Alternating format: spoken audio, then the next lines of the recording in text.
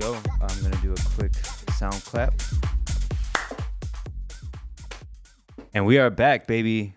I am sitting across from a very, very talented individual, someone I look up to in the industry and admire for his craft, his energy, his work. My good friend, Jake Shore Drive. Welcome to the podcast, brother. What is up? What is up, man? How are we? Thank you. I appreciate that. I look up to you as well, even though you're a little shorter than me. Yeah. But no, literally, thank you for that. That's a very nice compliment. Thank you for having me. I'm excited to get this going. So what's up? What's up, man? We are currently in Fort Knox Studios. Tell me, man, what are some things you've created here? What is Fort Knox to you? Man, this specific place, Fort Knox in general, is just like a really cool place because it is literally a maze/warehouse of just studios with all different types of music and different genres, different people coming in and out. But specifically, this spot has been it's home base to me, and I got to shout out to James and Paul, Milk and Cooks, for hosting me the past couple years. It kind of came at like a perfect time because I just about 2 years ago now, I just started getting into making music, and I knew I needed a place to just create somewhere to get away and close off the rest of the world, which is perfect. And it just kind of fell in my lap at the right time, right place, and I've been here ever since. And it's allowed me to work with a lot of artists, allowed me to create pretty much every song that you've heard so far. Me put out gets started in here, mixed down, and then sent off to the professionals. But yeah, this is the home base and the creative space. That's beautiful, man. Yeah. Who do you have mix down your tracks? It's a couple different people, and I've been bouncing around, but most recently, a couple homies that I met through the Repopulate Mars Masters class. So Repopulate Mars, if you're not aware, is probably one of the biggest dance labels out right now. It's led by Lee Foss, who's a Chicago native himself. But I took that class and met a bunch of aspiring producers and people just like me trying to, make music and show the world the music and travel and all that good stuff. So a couple of dudes.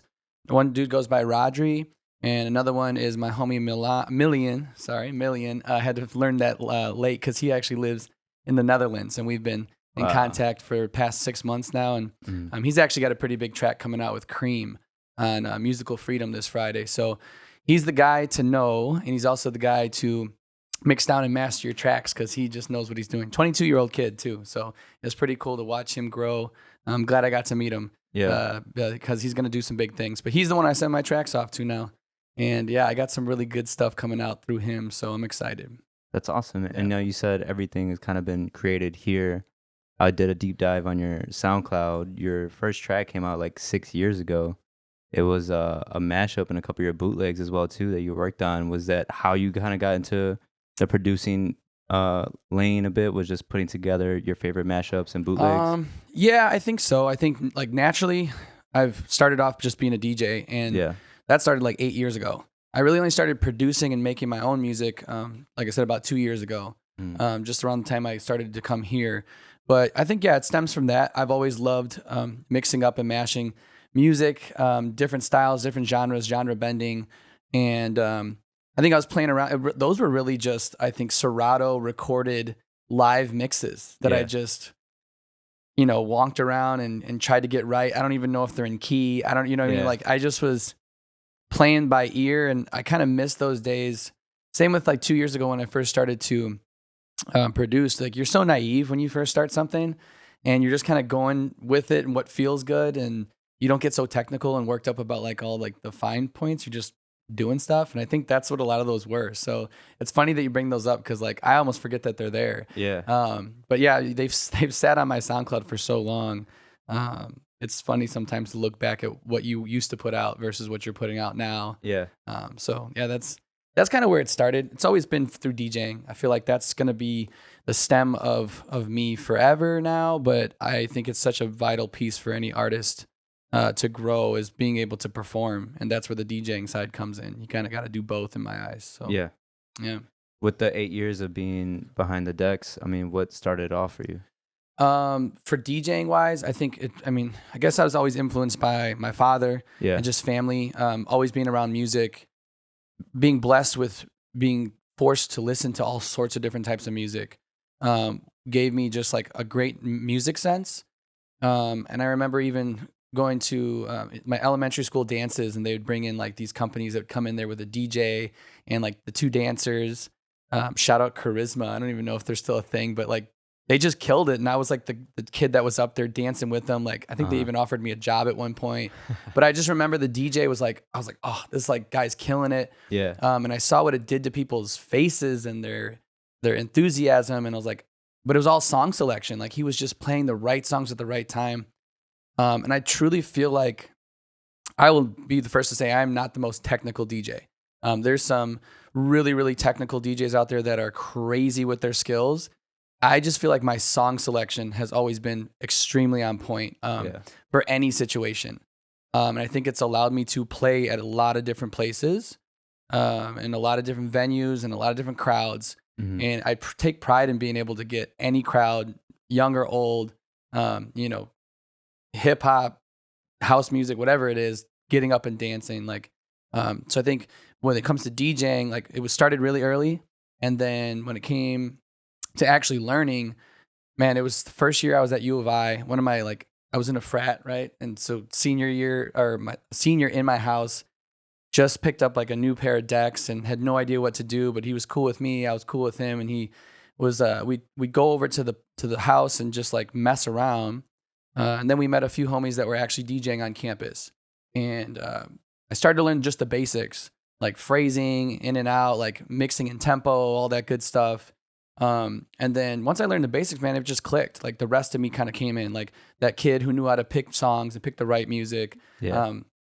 Just my drive, my hunger, getting in the faces of the promoters and the club owners and like, yo, let me spin, just like probably annoying them to the point where they did. Yeah. But once I got on, man, that's I've always prided myself on too. If you get the opportunity, you have to crush it.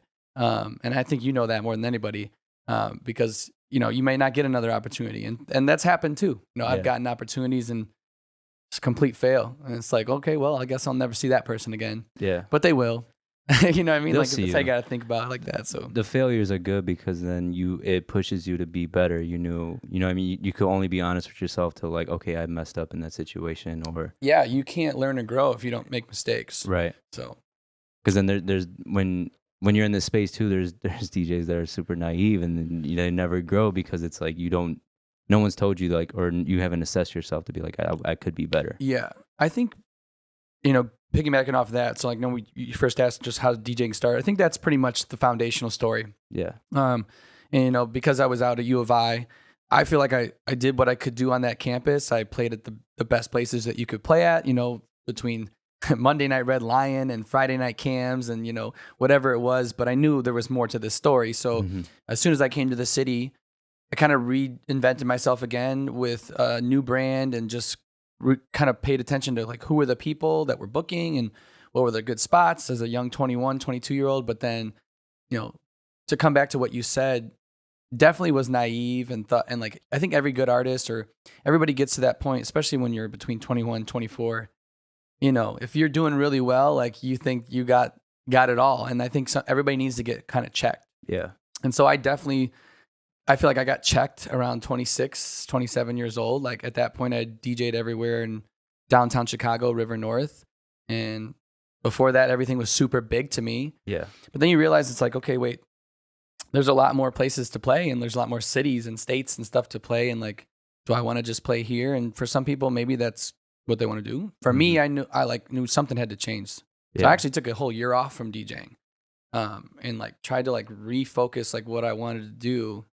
And then that's when I came back around, I was like, okay, it's making music is what I want to do. Yeah. And that's taking me down this whole path now. So it's like, I think everything's happened for a reason. But if it wasn't for DJing, I feel like I needed to be a DJ first. That just made sense to me before I started making my own music. But now it's like, I almost wish I would have started making music a long time ago, but can't change the past. So no, you can't, man. I commend you on your, I wouldn't say a transformation because I kind of seen this energy that you've had when I first met or knew of you. I saw you through social media, but it was because of my guy Gio. Mm-hmm. It was at the time I think you DJ'd on his thing of funk at Virgin. Yeah. Shout out Gio too. Yes, another hustler in the city. Yeah. He's been grinding for so long. Somebody I look up to, even though he may not have ever heard that specifically from me. I of course do. Yeah, and I think he should know that. So Shout out to you. Yeah, shout out to the pretty Puerto Rican right there. Yeah. He's the man.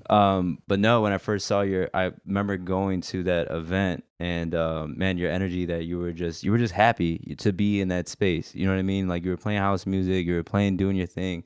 And I think just from there, just seeing your growth, and you've been crushing it out of this whole pandemic. I think you taking that year off to really find your I wouldn't, you can't say voice, because in DJing it's music, you know what I mean? But you found your voice. Yeah, in a way, something clicked for sure. And I know that the pandemic has probably been rough for a lot of people, and of course, like, I've had my moments too. But yeah, everything kind of just came at one time with that whole deal. And like, music seemed to have clicked right then and there too, because all of a sudden, you know, I don't know if many people know this, but I'm actually a third grade teacher. So I've been teaching full time ever since I started DJing and learning how to make music and producing. So, like, 7 hours a day teaching, and then going home and trying to squeeze in whatever I can is like, that's my life. Yeah. And then all of a sudden, you know, the pandemic hit, and at the time where my situation was pretty good and work was very minimal because the schools did the best they can to keep things as normal as they can. But realistically, at those first few months, it was just like, you know, we were barely doing anything because we didn't know what to do. Yeah. But what it did was it gave me so much time to, like, those hours and hours a day I was missing, you know, doing music or figuring things out. I had it. Yeah. And it's like things started to click. And I think we just talked about it recently before we got on. Like, subsequently, I didn't realize, but that was my new way to stay in people's ears, stay relevant, because DJing was not I didn't DJ almost for 8-9 months. Yeah. And I didn't realize it at the time, but looking back, it was like, that showed me that, okay, I can still be relevant or stay in people's, just keep myself going. Yeah. You know, skip being relevant, just like keep feeding that passion. So yeah, for me, the pandemic was kind of a blessing in a lot of ways. And sometimes I almost wish, like, not that it was back that way, but I just feel like people didn't worry so much about what was going on. It was like, a lot of people did figure it out and figured out how to, like, use the time. And I feel like you can tell who those people were. Yeah. For sure. I feel like you're one of them. Like, you really started to figure out, okay, what do I want to do? You started honing on your craft, who you wanted to be and who you wanted to showcase on your brand. And yeah, that's kind of how I felt with myself as well. Like, I used that time so much. Yeah. And now I guess what I mean by I wish it would go back, I just wish I had that much time again. Yeah. Because now I'm, like, juggling being a DJ and teaching again full time and still trying to squeeze in music. And I'm doing it, but yeah, it's definitely hard. It's for sure hard because I was never all three before. Yeah. At one time I was a DJ and teacher. Then I was pretty much just producing and barely teaching. Then I started teaching again and producing, and now I'm trying to juggle all three, and it gets tricky. Yeah. Well, at least COVID, or the pandemic, should I say, set you up to build that foundation. Oh, for sure. For the production. For sure. Yeah, and that was so helpful. Yeah. So yeah, can't get the time back though. You just got to make it work. No, you can't. And I relate to 100% what you're saying, because there was a time where I was doing so much DJing. And then when that all stops, you start feeling like, at least there was a phase where it's like, damn, was I even that good as a DJ? You know what I mean? Or like when things started rolling in, and that's kind of what forced me to pick up the camera. And now it's like I had to learn another skill set, because I got to be able to bring more to the table than just DJing. Yeah, you pivoted. I think people are scared to pivot.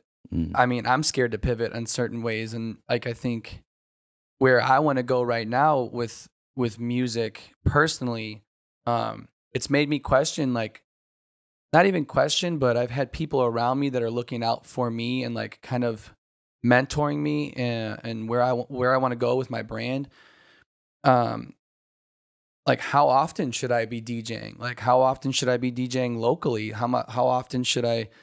Because realistically, I've DJed for a long time, and DJing's great if that's what you want to do. And kudos to all the DJs out there. But me personally, what I'm trying to do, the only way I'm going to get there is if I make my own music and start to be viewed as an artist, and start to do shows and venues that are built around the artists, concerts. Yeah. And that's been like a kind of a gap that I've found between my following, who started off being just pretty much friends and family that I've grown up with, to now in the past year or so, like I have people that I feel like I've built like a small community of music goers and fans, I would even say. Yeah. And I feel like I'm still trying to break away from the DJ and try and realize, like, no, you see that guy Diplo, you see that guy Sonny Fodera, you see that guy Joel Corey, trying to think of some other big names, Medusa, people that maybe Fisher, right? That's who I'm trying to be. Yeah. And like sometimes I have to literally say that to people. Like that's exactly what I'm trying to do. Like I'm not trying to just DJ anymore. I'm trying to like sell tickets. I'm trying to sell tickets to my show. So that's been tricky. And like that's, like I said, the predicament that I've been in, where I'm like, maybe I need to chill on doing so many local shows. And it makes sense. Like I've never been faced with that before, but if your favorite artist came in every Friday to the same place, you're not going to go every Friday. Right. It's going to become like, it's not exclusive. Right. You know what I mean? Versus like your favorite artist comes in once every 3 months, you're going to buy that ticket. Yeah. You know what I mean? Yeah. So that's kind of how I've like changed my view on stuff. But what it will do is it'll allow me to get in here more often. Yeah. I might not make as much money, but I think now, luckily, with me being booked as an artist, you can start to, you know, up the ante a little bit, as you should, because I feel like you're bringing something different to the table. You're not just DJing, you're the brand. Yeah. You know what I mean? You're selling the tickets at the door. So, and your discography is growing. It is. And that's another thing I'm trying to do. I'm just trying to, I've self-released everything, and that's been great. And there's been naive moments. There's been moments where I really cared about how many streams I've gotten. And now I think this is my junior year of making music. I'm not so worried about how many streams I'm getting. I'm more so concerned that I'm stacking up music that I love. Yeah. And I'm going to really start to be selective on who I put it out through, meaning like what labels, because I definitely want to start getting that recognition from labels. Not just to say I was on a label or get signed to a label for that specific track or whatever, but because the people who follow those labels, their network, are also music goers and people that buy tickets to shows, people that are in love with the music. And that's what I want to do. And so I'm like right now being real selective about my next steps. I feel like this year is going to be a big growth year, but kind of behind the scenes. And I've always been very upfront and outwards on what I'm doing. You know, I'll give sneak peeks of stuff that I'm doing in here. You know, I'm posting almost every other day of something, but we talked about this too. I'm glad that I'm, I guess, semi-known for like good content. Yeah. I've had people tell me that before, and that's awesome because I do work for it and I plan it out and I have a great team for that. But is that what I want to be known for? No, I want to be known for my music. I want people to come to my Instagram and my page and for my music. I want people to go to Spotify and follow me and have it for my music, not because I post dope videos. That stuff's going to all come. Yeah. But in order to do that, you got to sit in here and you got to make the music. And that means not going out. That means not necessarily DJing every weekend. It's tricky because DJing every weekend means money every weekend. And, you know, it's just finding that balance, man. And I feel like you go through the same things. Like you are a hustler, bro. Like you're always into something. And I think because of that, people really respect you. People respect us. But I don't think nobody ever sees the behind the scenes. Right. They see the end product always. Right. And they see the highlight reel. They see the highlight reel. And the highlight reel is dope. Yeah. But I don't think people realize the amount of hours stuff takes, the toll it takes. Mm-hmm. You talked about it earlier, the pressure that we have on ourselves. I tell people all the time, nobody's going to pressure me. Right. Nobody can put pressure on me like me. I think I'm my biggest critic, and I put the most pressure on myself to the point where like I've had friends and family be like, chill, you're good. Look at what you're doing. I think it's because we have that long-term goal. Yeah. And they don't know what that long-term goal. They don't know what it takes to get there. I don't even necessarily know. Yeah, you don't. It's a very unknown path. But it's consistency. Yeah. And it's failure.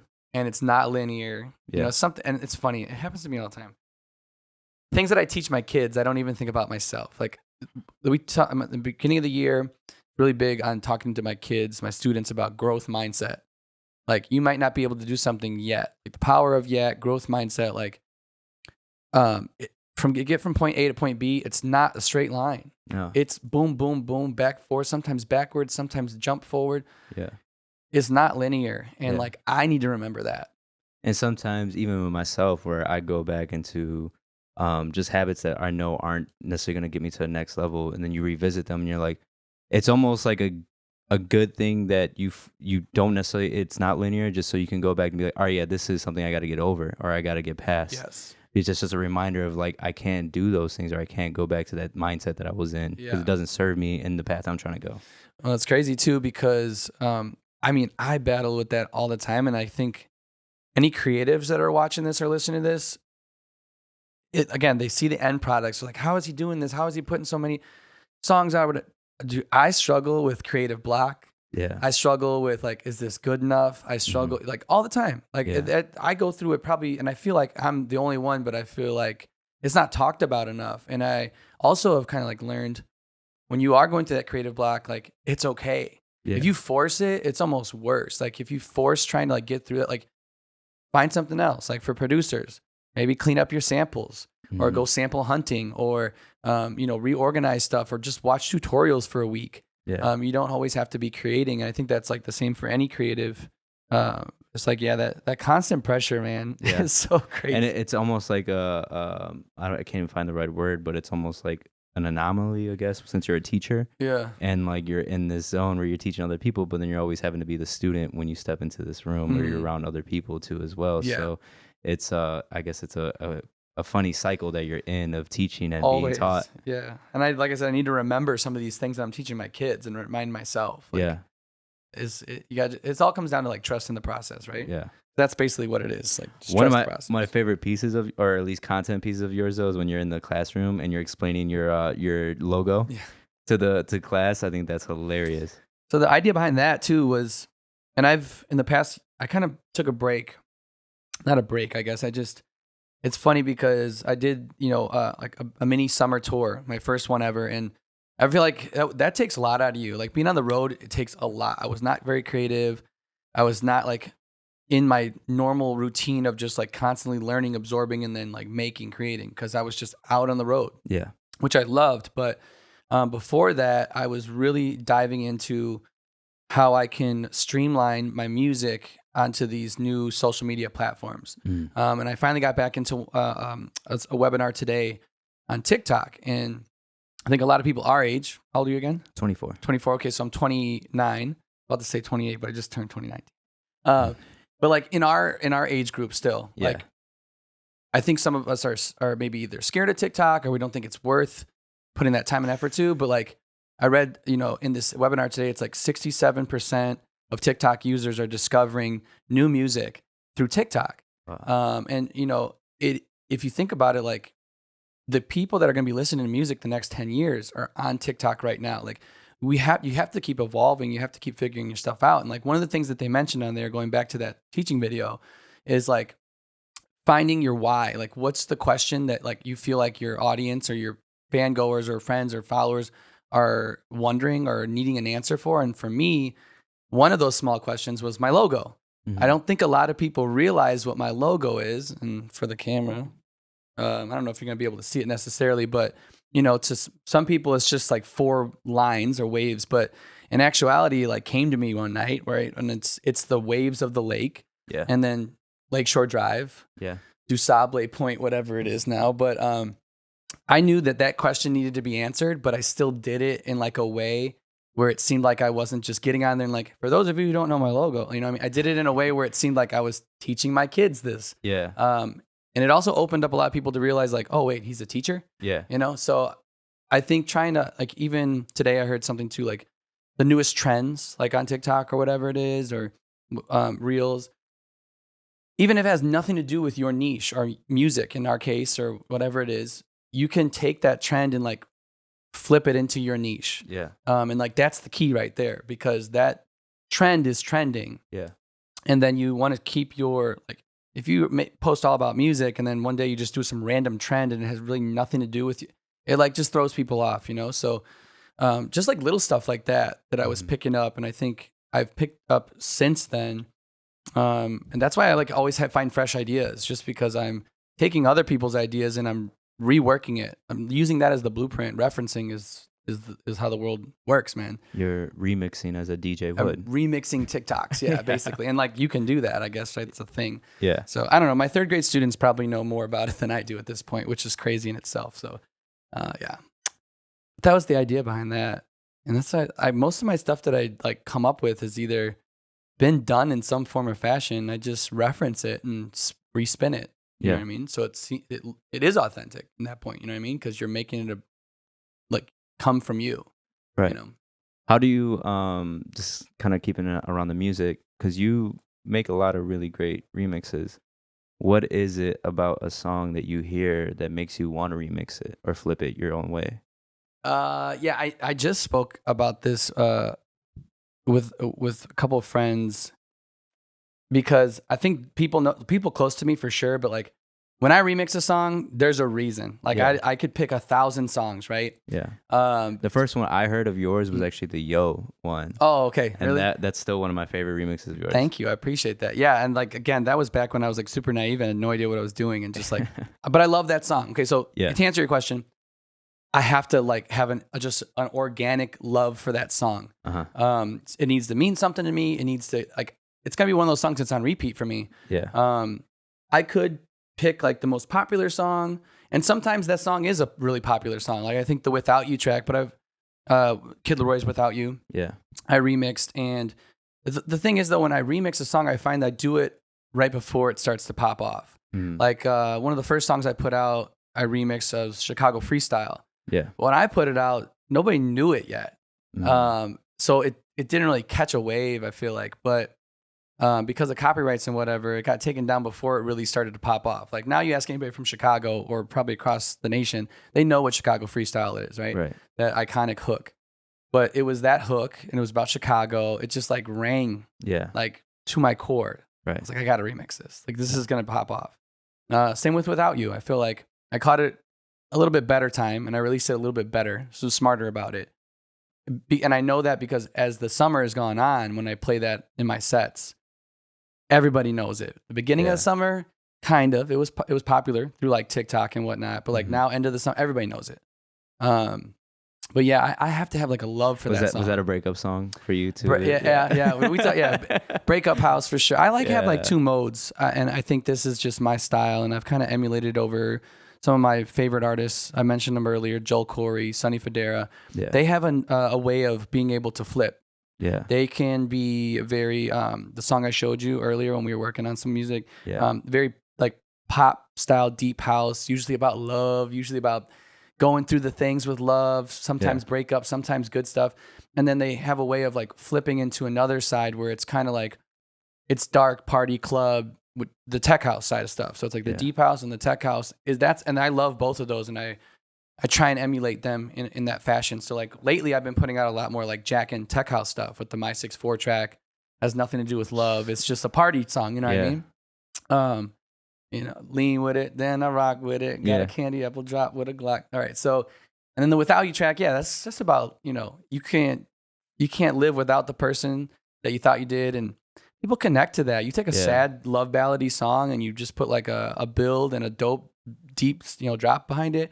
It's like that connection you get. Yeah. And I love that too. Everything I make is stuff that I listen to. Right. Like I feel like that's what I want. It's what I love. Reflection. Exactly. Yeah. It's a reflection. I feel like all people that are creating something, make sure you're creating stuff that you really love. Yeah. And I'll be the first. I find myself trying to make stuff like other people just because it's popular. Mm-hmm.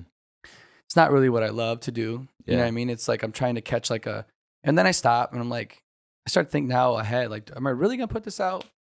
Is this really like what I want to do? And like, I've been really trying to just focus on stuff that I like. Yeah. So with the remixes, it's got to be something that just makes me jump out of my seat for me to even sit down and remix it. Yeah. But I've been doing that a lot with old songs too, like the 2000s throwbacks. Yeah. I also noticed that the 2000s throwbacks are what's popping on TikTok right now. Back to the TikTok, right? Yeah. Or just like any social media, like that stuff's coming back around. Just like the Do It To It track, right? From like 2000. From a craze, bro. And that's funny thing is like I had that idea like a year ago. Yeah. And I put it to a friend of mine, Trey Mortimer, one of his songs, and just did like a mashup. And this guy killed it. Like he just put it out right here, and it's like, damn. Like, I first heard Borges play that in Austin, and that was the first time I heard a Craze's track. Yeah. From it. And when I first heard it, I'm like, this is gonna blow in like a month. It's crazy. And I just seen the energy from Borges playing it too. I'm just like, this is a hit. And that's the thing. It's like, cause it's a known song. Yeah. And he just samples like really that little piece. And the thing is it's not that it's known. It just has a familiar feeling.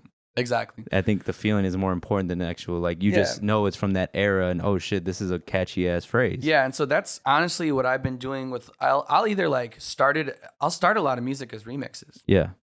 And then people forget, just pull that vocal off and you got an original instrumental. You know what I mean? And that for me personally, that's kind of how I start a lot of things. Or you saw me, I reference, like, I'll take a song that I really like the arrangement and I'll just literally like start placing things down in that arrangement and then obviously fill it in with my own sounds and my own samples and whatnot. But yeah, music, you're not recreating the wheel. No. I mean, it's very far and few between when you do that. Sound design and certain other things, but you listen to every song, it's got that same arrangement or that same blueprint that's been done thousands of times. It's just, how do you fill those bars? That's, you know what I mean? So, right. And keeping it simple. Yeah, that's another thing. Sometimes I struggle. I want to put more and more and more. Yeah. But, I find the more simple, the better. Yeah. Yeah, for sure. Absolutely. Now with the My 6'4", you recently had a show with Mike Jones as well too. Yeah. Tell me how that came about. Like, you were in Memphis? San Diego. San Diego. Yeah. I just played out in San Diego at a really dope spot called the Holding Company. Shout out to my boy Jake out there. He is the booking manager / he has his own band, jam band out there. K Bordell, I believe is their name. They kill it. But they found you online or? So I actually met Jake through the Screwball Connect that I had with the Screwball whiskey. So here's another selfless plug. But he just turned out to be a really good guy, super super dope friend. Sees a lot of potential in me and has brought me out to San Diego now twice. And most recent booking, he was like, "Yo, do you want to play with Mike Jones the night we have him out here?" And this place is known for having like these older, I shouldn't say old, but older throwback artists from the 90s and 2000s. And I was like, yeah, absolutely. Yeah. And at the time, the My 6'4" track was still in the works. I just sent it over to Maximo, who's a homie. Shout out to Max. And we had it all finished before I just went out there a couple weeks ago. I'm in the green room and I go up there and Mike Jones is up there and he's all covered up. He's got like a mask on, hoodie, glasses, like the whole thing. And his DJ's up there as well. And I just, said what's up to him. And as soon as he spoke, dude, like that voice, I was like, I started freaking out a little bit. I was like, dude, this is, I'm not gonna lie, this is really wild. And I'm like standing in front of you right now. He's like, oh, don't worry about it, man. It's all good. Like whatever. And then like, we started chopping it up and I was like, hey, I actually just made like a song. I remixed one of your songs. Cause he did so My 6'4" is Eazy-E. Yeah. But him and Bun B, did a remix of it back in the 2000s. And I found that acapella, found the instrumental, started chopping it up and whatnot. And I showed it to him either way later on, showed it to him that night. And he's like, yo, this is dope. Mm-hmm. How about we play the original and then we'll play your remix right after and call you up on stage? I was like, what? Like, yeah, let's definitely do that for sure. Let's do that, Mr. Jones. Yeah, absolutely, Mr. Jones. Thank you so much. No, and so the show came, the show started and whatnot, and about halfway through his set, I heard the original. I was like, there's no way. And he's like, yo, I want to introduce to you Jake Shore Drive, did a remix to this song. And I'm like, what's going on? Like in my head. Yeah. I get up on stage and he hands me the mic. And I'm like, I didn't think he was going to do that. So I got the mic and I, it's like, this is my remix, Jake Shore Drive, blah, blah, blah. And then I was like, most times you like say, make some noise. Instead, I was like, make some love for Mike Jones. And it was all on film, so people can laugh at me forever for that one. But what a moment, though. Yeah. Because you only like dream of stuff like that. Yeah. Like the amount of steps the universe aligning and everything for all that to happen. Yeah. And the fact that he really liked it and called me up on stage with him. It's crazy. This was already after your performance? No, so I actually ended up closing the night after him. So I still had like a while to go, and I was like buzzing off of that. So yeah, that was a surreal moment, man, because I watched that kid coming home from school. I mean, remember when music videos were actually on TV, on MTV? Mm-hmm. You come home and Still Tippin' was one of the biggest. Yeah, songs. I mean, you go back to that whole Houston era, and like it's insane what they did. Yeah. With their sound and like, yeah, man, it's just like if you would have told me when I was 16 or 13 when I was listening to Mike Jones, watching his music videos, right, that I would be playing with him, let alone he would be sharing a stage with him. I would have been like, what are you talking about? Yeah. It just goes to show you, man, you can just grind and grind and grind, and you don't know what it's going to take to get to somewhere. But yeah, I'll put that one on my belt for sure. Like that's a milestone, and I hope it happens again with even bigger artists. You never know too. Like, yeah, that's the other thing. Sometimes you have to. I've been strategic about who I remix and what I remix. I didn't think I was going to meet Mike Jones, but you never know. I mean, if I ever meet Kid Leroy, damn well I'm going to show him my song and see what he's, you know what I mean? Because I think no matter how big you are as an artist, it's cool to see what other people do with your music. Yeah. I mean, I would like that. I would love to get to a point where I can hold remix contests and see what people do with my music, because I think most people, when they remix songs, it's because they love them. Yeah. You know what I mean? I don't know. I don't know if people do. Maybe they do, but I don't. I mean, I've got to love a song. So, and I also love the artist too. So. Yeah, it's definitely a form of admiration. Absolutely. And I think, and it's even cooler that he saw that. You know what I mean? So, it was dope. What are some of your inspirations right now, man? For music? Just in life in general, how you move. And music. That's a good one. I feel like I'll start with not music, because we've been talking about music. Yeah. But it all comes back to music. So it does. Get ready one way or another. We'll take a little side. Inspiring me right now, I've been like... So I'll touch base on it just briefly, but then I'll get to like what's inspiring me. You know, for about 2 years ago, I stopped drinking alcohol, and I went completely cold sober for about 1.5 years straight. Then went through some personal things in the past like 6-7 months, some transitions. We'll leave it at that.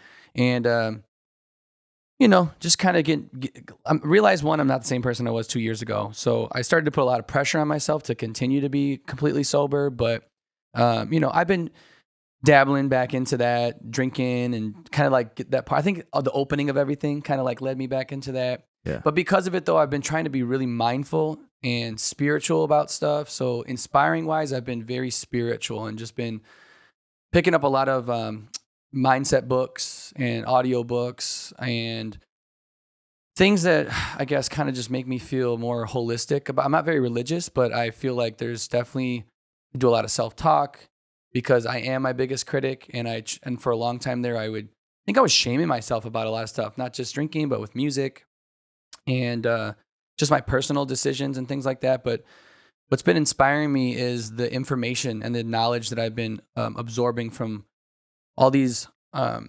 just really awesome and smart people that are giving all this spiritual and enlightenment information out there.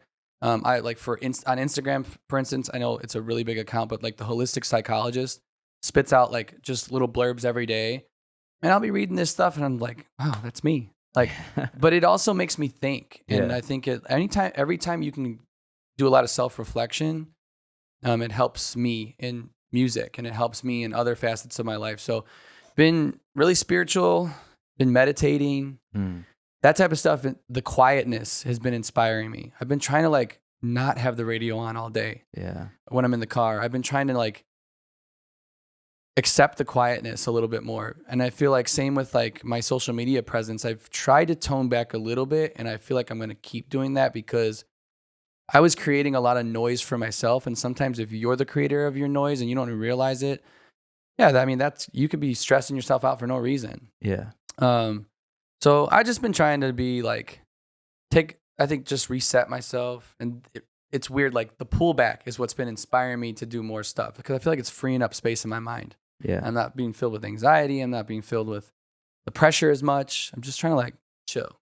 And then because of that, music has, I feel like, been flowing a little bit better. The creativity, like I said, over the summer, it was just tricky to be creative with being on tour and traveling. Yeah. But inspiration wise, like I said, some of my favorite artists right now is still Joel Corey, Sonny Fodera, Biscuits. I don't know if these are all like house artists. I think that's inspiring, but I really love, those 2000s throwbacks. Every time I hear one now, I want to run and go just like see how I can flip it. Yeah. So that nostalgia, I'm trying to mix that with my music. I'm trying to like bring some a feeling of nostalgia, bringing you back to your childhood, but also something new and fresh that makes you dance. So that's been really inspiring for me. I think that's where I'm at right now. Yeah. You know, in a way, it's kind of like you're being the inspiration that for yourself, because you're kind of clearing up the clutter a little bit, so you're able to hear your own thoughts. I've just been, that's really what it is. I deal with it a lot to the point where I've open about the fact that I've, looked, seeked help and in ways of just like talking, like life coach wise. And I just feel like it's something that artists never talk about either, really. And I think we all go through it in some form or fashion. I think we all have our outlets. And for me, I've chosen outlets that aren't the best for me and they aren't the best for what I'm trying to do. And I'm still struggling with those. But I've also learned that it's not linear. Like we talked about earlier, I may have been stone cold sober 2 years ago. It's like this. Dude. And I may not be now. Yeah. But that doesn't mean I had I used to call them setbacks. Yeah. But they're not setbacks. And I think I read something the other day. It was actually a podcast from that holistic psychologist. So I was listening to it, not reading it. But it was about setbacks and like how you really face them. And I think the biggest thing she said was, just remember, if you're going to call it a setback, you had to have sprung forward in order for it to be a setback. So focus on what that springing forward was. Yeah. And for me, it was the soberness, and it was teaching myself how to make music in a very short period of time, and all the releases and just like the traction I built from that. And more so, like, am I really like going to focus on the setback part of it, or like the fact that in order for it to even be a setback, I had to have this big jump forward? And like, I'm trying to get back to just like thinking more positively, like that 80-20 mentality. Focus 20% on the problem, 80 on the solution. I write a lot of stuff down. I've been trying to journal, not even journal, but just voice memo stuff. Yeah. Like, cause I'm consistently in my head about everything. It's just who I am. Yeah. But trying to like declutter and trying to denoise a lot of things has been really helpful for me. And inspiring too. It's like, you don't think that's necessarily inspiring, but just the clearing of stuff allows me to be inspired. Yeah. Yeah. So I think that's where I'm at. I love that, man. The long-winded answers that I love to give, but got a lot to say, Yeah. And that leap forward, man, I just want to say you've had a tremendous run still on this run that you're running with. So thank you. I don't think from the outside looking in, I don't think you've fallen off your step, man. So well, I appreciate that. And like, sometimes you need to hear that flat out, and yeah. There's a long way to go. And if I do slow a pace down, I think every good artist does that. Yeah. Every good artist backs up a little bit. Yeah. I'll never forget, like, I don't know if I was the only one that noticed it, but like Eminem sticks out in my mind. He was notorious for doing that. He would pop up, like, it was like a revolving door like pattern. He would pop back up with a funny kind of catchy song, right? Without Me or My Band. Yeah. Out of nowhere. He'd been gone for forever, and then release like a dope EP that had some dark stuff, had some other club bangers on it, and then he'd go away again for like 2-3 years. Yeah. I think all the best artists do it. And, not that I'm saying I'm anywhere near Eminem, but I think you have to learn how to pace yourself. Yeah. And then there's some artists that are just go crazy. And I feel like I was go crazy for a while. Yeah. So if this is my time to like chill for a second and try and be normal and have some normal weekends, or just pace myself out, like, it's probably for the better. It's probably because I'm probably gearing up for another run. Yes, exactly. You know what I mean? You got to think of it like that when you're feeling down or you're feeling unproductive or uninspired. And again, I'm saying these things, but I also have to learn to practice them myself. Yeah. It's like they're there, but am I practicing them? And I think we lose sight of that sometimes because, like, you know what you're supposed to do. Yeah. But then you forget to do it yourself, so we'll see. But yeah, man, I thank you. I appreciate the kind words because I feel like I have been working super hard, but life happens too. Yeah. And people forget that. So, well, we'll see. I got stuff coming. We will, man. We got stuff coming. We do. We have some stuff coming. In the studio, baby. We're gonna make something. Put something down. I think this should be a good closer. I think we've touched on a lot of great topics, man. For sure. I think anyone's listening to this could definitely take a lot from just your words of wisdom, where you're at, your experiences, and apply that to their own. You know what I mean? I hope so. Really get some clarity where they're at, where they're going, where they want to go. I think important for anyone listening to this is just, understanding that you're where you're at, and, you're where you're at because for a reason, and you only got, focus on where you want to go, Yeah, so. stay consistent, put in the time and the hours.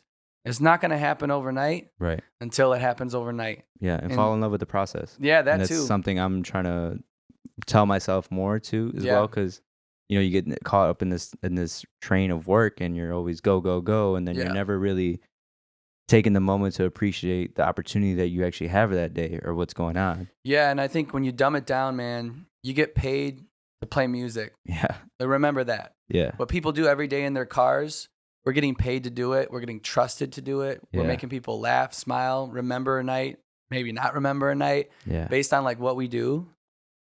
And I don't say that to myself enough, but it's like, it's pretty cool that we get to do that. So and like sometimes you got to just water things down to the basic.